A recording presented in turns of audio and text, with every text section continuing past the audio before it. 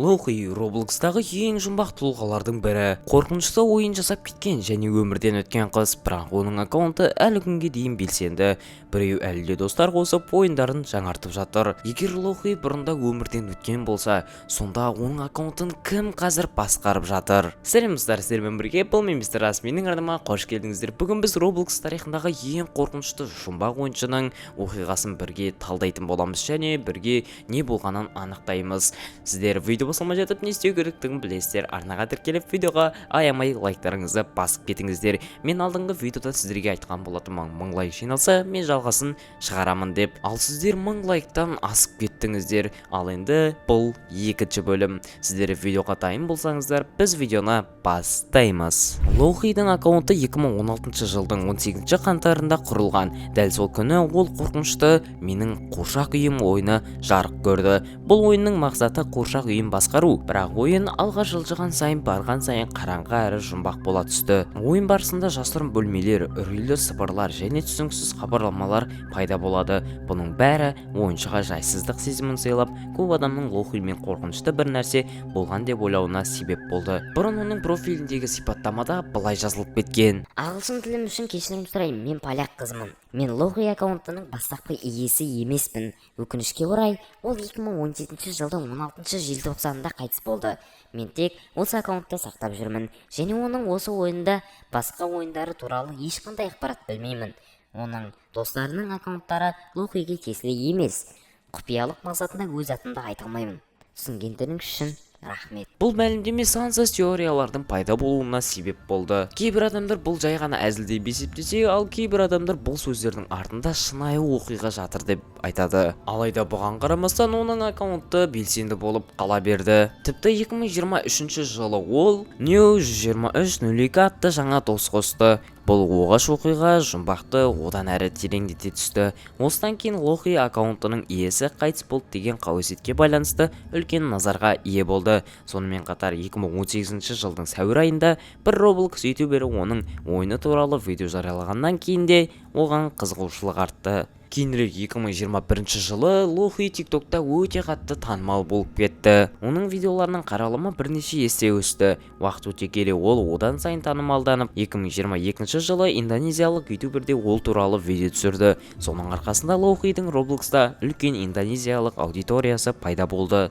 Енді менің қуыршақ үйім атты ойынына үңіліп, оған тергеу жүргізейік. Қазіргі уақытта ойын жеткіліксіз, бірақ мен сіздер үшін бұрын адамдар түсіріп кеткен видео жазбаларды қарап және оларды тауып сіздерге көрсететін боламын. Ол жерде не болғанын бірге тамашалайық. Лоухи поляк қызы болған. Ол Robloxқа алғаш кірген кезде поляктар ойында аз еді, ал ойыншылардың көпшілігі америкалықтар болған. Сол себепті ол өзін біршама жалғыз сезінген. Лоухимен сөйлескен кейбір адамдардың айтуынша, ол өте мейірімді, жақсы қыз болған және одан оғаш нәрсені байқамаған. Бірақ шын мәнінде бәрі көрінгенде қарапайым емес еді. Оның ойыны өте біртүрлі болды.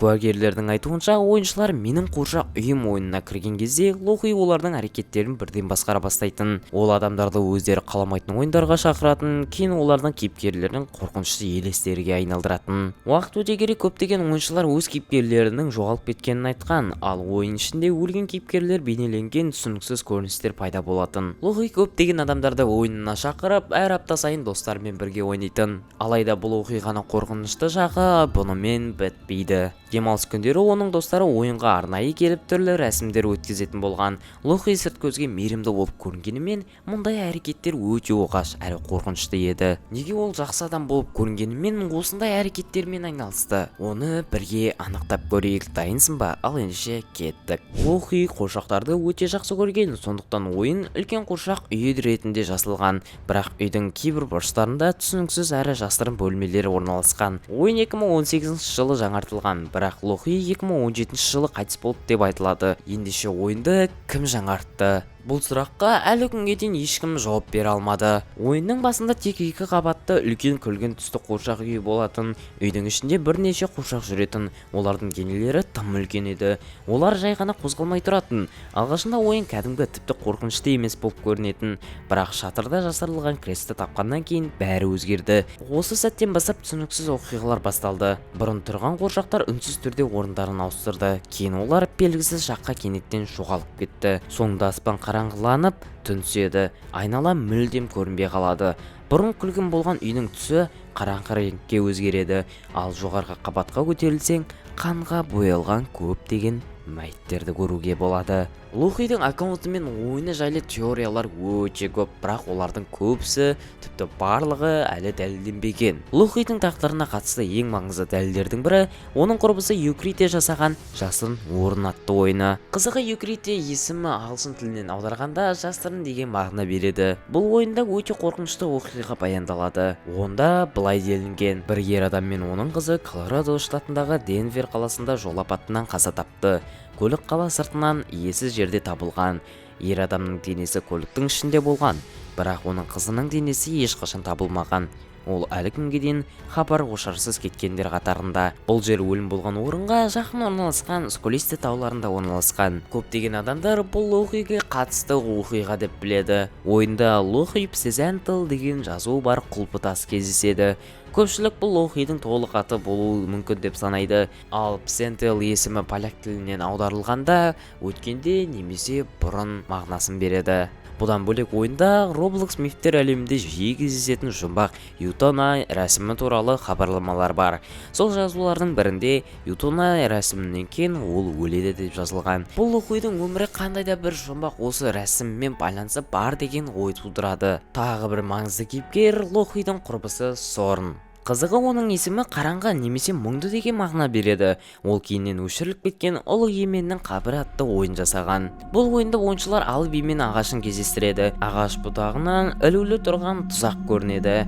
Егер ойыншы әрі қарай зерттесе, ағашта асылып тұрған сарынның аватарын табады. Оған жақындаған кезде ойыншы жер астындағы бөлмеге телепортацияланады. Ол бөлме тас тікенектермен және қорқынышты мүсіндермен толтырылған. Бұл ойында да Ютуана рәсімі туралы айтылған. Кейбір хабарламаларда рәсімді аяқтағандар арғы әлемге өте алады деген мағынадағы сөздер кездеседі. Сондықтан кейбір адамдар Лохи мен Сорнның оқиғаларын байланысты деп есептейді. Мүмкін бұл олардың қайғылы тағдырларына жасалған ишара шығар. 2023 жылы өте оғаш жағдай орын алады. Ұзақ уақыт бойы белсенді болмаған Лохидің аккаунты кенеттен New 123 Nulligat аккаунтты достар қатарына қосты.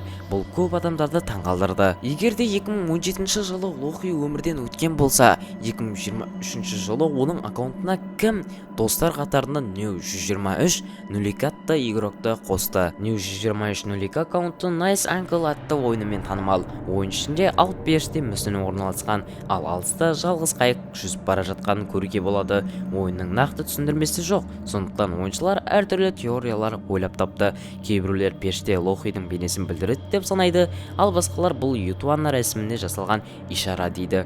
Лохи мен New 123 Nulligat атты аккаунттың арасындағы нақты байланыс белгісіз болып қалуда. Бірақ олардың достығы бұл мифтің Лохи қайтыс болды деген әңгімемен аяқталмағанын көрсетеді. Достар, оқиға өте ұзақ болып жатыр, сондықтан кішкене үзіліс алып алайық. Арнаға тіркеліп видеоға лайк баспасаң, давайте лайк басып арнаға тіркеліп отыр. Ал енді жалғастырамыз. Кейін ойыншылар New 123 Nulligat аккаунтынан тағы бір дос бар екенін анықтады. Ол Pianoman 424. Бұл аккаунт 2019 жылы құрылған. Ол туралы өте аз ақпарат бар. Дегенмен бір қызық нәрсе бар. Pianoman 424 жасаған жалғыз ойын көпшілікке жабық. Соған қарамастан оған 2 рет кірген адамдар тіркелген.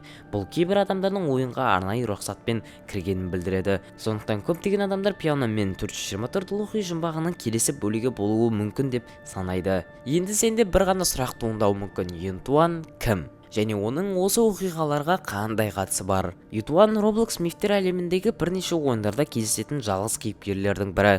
Оның аккаунты 2016 жылдың 16 тамызында құрылған. Профиль сипаттамасында мынандай жазу болған: күн батқан кезде Ютуан басталады. Бұл қорқынышты сөйлем түнде басталатын қандай да бір рәсімге бензейді. Ютуан жасаған Scarecrow қорқытқыш ойынында жансыз егіздік алқабы көрсетілген. Ортасында креске бекітілген қорқытқыш тұр, ал жанында адам бас сүйегі жатыр. Бұл өлім мен құлдыраудың символдары ретінде қарастырылады. Ютуанның нақты кім екені белгісіз, бірақ көптеген адамдар оның Лохи оқиғасындағы барлық кейіпкерлермен байланыстыратын көпір ретінде есептейді. 2023 жылдың ортасында тағы бір оқиға болды. Менің қуыршақ үйім ойыны Robloxта толығымен өшірілді. Неліктен өшірілгені белгісіз, бірақ көпшілік ойынның соңында көрсетілген мәйіттер мен қанға байланысты көріністер себеп болды деп ойлайды. Осы уақытқа дейін Лохи туралы видео видеолар TikTok пен YouTube'дан миллиондаған қаралым жинады. Ал енді танымал теорияларға көшейік. Бұл теория бойынша менің қоршақ үйім жай ғана ойын емес, ол Лохидің қайтыс болғаннан кейінгі әлемін бейнелейді. Ойын басында бәрі қалыпты көрінеді, бірақ уақыт өте келе бәрі қараңғыланып, қорқынышты бола бастайды. Бұл Лохидің басқа әлемге өтуін білдіруі мүмкін, ал соңында кездесетін мәйіттер оның өліміне жасалған ишара деп саналады. Екінші теория, Лохи шын өмірде қайтыс болған. Бұл теорияны қолдайтыны Юкрите ойындағы жол апаты туралы әңгімені дәлел ретінде көрсетеді. Жоғалған қыз туралы оқиғамен Лохи Пзентл деген құлпытас жазуы кездейсоқ емес деп есептейді. Олардың ойынша Лохи шынымен өмірде қайтыс болған, ал оның достары кейін осы оқиғаларды ойындарға жасаған. Үшінші теория, бұл барлығы әдейі жасалған Roblox мифі. Иә достар, алдыңғы видеода мен дәл осы мифтерді қарастырған болатынмын, яғни әдейі жасалған оқиғасы деп. Иә достар, бізде соңғы теория қалды. Ютуана әлі ойында жүр, ол жай ғана елес деген. Иә достар, сіз бұл теорияға сенесіз бе сенбейсіз бе білмеймін, бірақ осы оқиға қызықты болды деген ойдамын. Иә, тым ұзақта болып кетті. Достар, видеоның сағынаға тіркеліп видеоға аямай лайктарыңызды басыңыздар. Егер де Robloxтан басқа ойындардан теориялар шықсын десеңіздер, онда 1000 лайкты жетіріп тастайық. Ал енді арнаға тіркелеміз, видеоға лайк басамыз, 100 000 подписчикке бірге қадам жасайық. Осымен видео бітті. Біз қоштаспаймыз, біз келесі видеоларда көрісеміз.